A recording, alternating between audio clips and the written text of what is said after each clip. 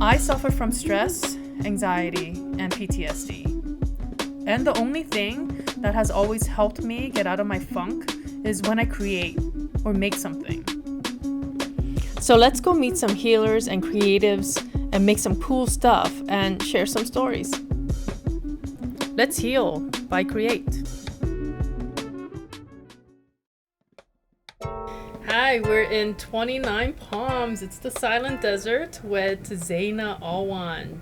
PTSD, post-traumatic. A lot of these things are really the naming of them. It's about coming to terms with something that's already happened. People disassociate from trauma. And there's healthy ways of disassociating, and there's unhealthy ways of disassociating. And is it a disorder? I think it's actually very orderly. We should have some pockets. If something's very traumatic, shove it into a nook and protect ourselves from it. In our brain, in our psyche, in our gut, wherever, until we're ready to deal with it. Because sometimes the concealing is also the protection. Protection, yeah. And I think that's sometimes people are ashamed that they, 30 years later are just coming to terms with your issue. It's not healthy every day to also live in the heightened awareness. People have told me is that if it's a 2 situation, the reaction is always the 10 from the original trauma. So like a situation could be a 2 or a 3, but the reaction, it brings up all this muscle memory, all of this psychic memory, all of the memory that's lodged in here. The reaction becomes the 5, the 6, the 10, because that's when it's a problem. That's when you have to learn how to manage your PTSD and your reaction to it. And that's where I'm at now, where I see my mistakes and I see my reactions, and I'm trying to not go there and have more control of myself or power of myself, I guess, because otherwise we're just kind of reacting to circumstances. And how do you feel like you've practiced? How do you practice learning? Well, I haven't. That's why I'm here trying to figure out how to do it. Zaina does these little books. She calls it little studies. So it's like my answer to all the teachers that told me not to doodle.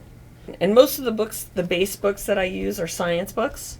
So they're instructional manuals. So I think it's the perfect right versus left brain exercise. It's my coping mechanism. Oh, cool. Really.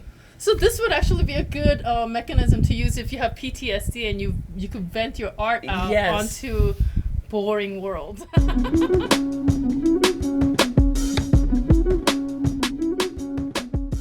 I think sometimes the word reaction, it's almost like it's like a chemical reaction, a nuclear reaction. The word reaction is charged. Even just using that word, if you think about, the way that the word, just if you close your eyes and listen to me say the word reaction. Yeah. It makes you feel like this, Whereas my whole back is it's just so soft. It's much softer. It makes me feel like I've achieved something and you're by responding to someone. Whereas it makes me feel like a failure if I say that I've reacted to somebody.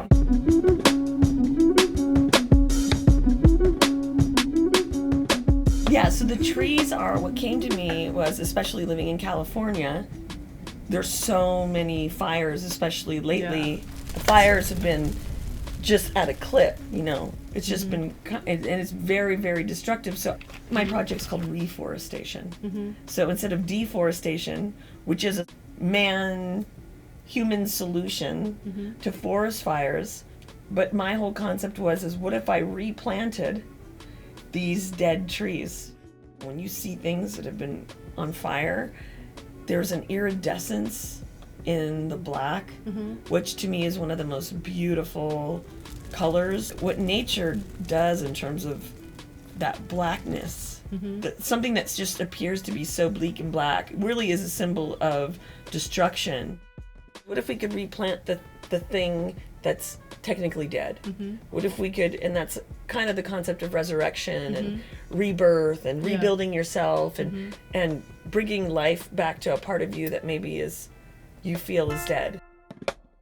So this is my answer to being able to let it out. And it's not for everyone. Mm-hmm. Not everyone may want to color in a book, and maybe not everyone needs to do a 300-foot long sculpture like I do. That's kind of the way the bigger the issue that's been in my life, the larger the art piece. So, you've got to put your heart out on the table. You've got to maybe say something that's a little awkward. You've got to have engagement.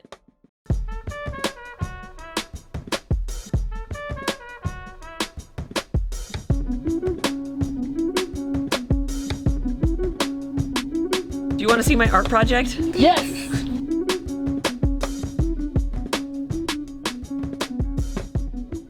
I didn't want any art on the wall. And if you don't have anything on the walls, what ends up happening is you actually focus on the outside. And the outside, this view is just amazing. And the view is really amazing. Most of the religious art, most of that stuff is actually built to go up, because physically what happens is your jaw drops, and they do that for a reason. Mm-hmm. So I wanted to bring the heaven, funnel it down to the floor, because when you look down, it's actually not about the universe, it's actually about you. Yeah. But then I thought, well, what if at this point you're the greatest, and that you actually ascend? Yeah. As you're walking down, you're seeing I am loved. Okay. Yeah. As you're walking up, you're seeing I am welcome. And really, as you're ascending again, I am free. Oh. This is like kind of my final oh, wow! saying. This is exactly what we're doing, creating. I am what I do with my hands. Exactly. Louise Bourgeois. Basically, it's about everything that we do. Whether it's hugging someone, loving someone, cooking for someone, building something. The whole concept of being one with your hands, the expression, a lot of expression comes through doing something with your hands. Whatever. I feel like that's what this is all kind of a shrine of making, dreaming. Really the main thing about being here is just about dreaming.